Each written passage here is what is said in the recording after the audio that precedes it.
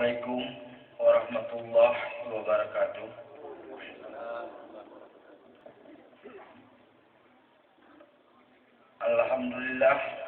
Alhamdulillahirabbil alamin.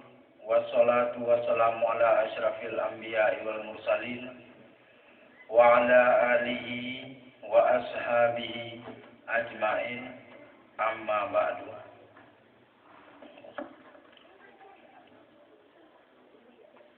Pujo kepabandung pujo bersitropo ke Allah Ta'ala yang mana oleh Allah di bak malam yang berbahagianya getanya babandung mantang gebi sehat badan, sehat pikiran hingga kamu ketika kena bak tempat yang mulianya.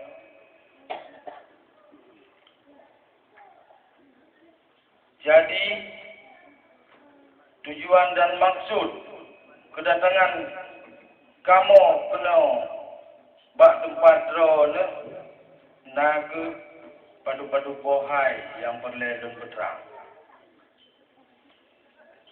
Jadi hana tua jid selawat dan salim kepada pangulai alam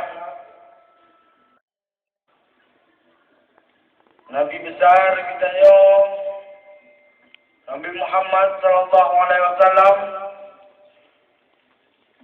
beserta keluarga dan sahabat beliau sekalian.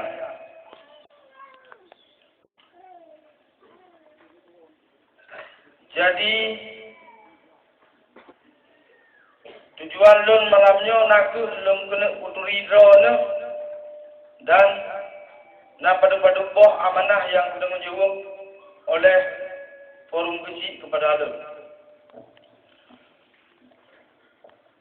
Dan hana wajib perhormatan ulun tuan kepada Pak Keji Kampung Tengah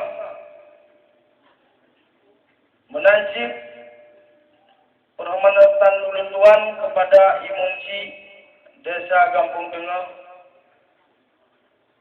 dan kepada penduduk budaya yang di Kecamatan Sawah. Saling perhormatan ulun tuan yang khususi kepada ketua pemuda beserta pemuda, Babandung pemuda-pemudi yang di Kampung Tengahnya, yang sangat berterima kasih. Yang mungkin haid ulun balah jasa ulun drone.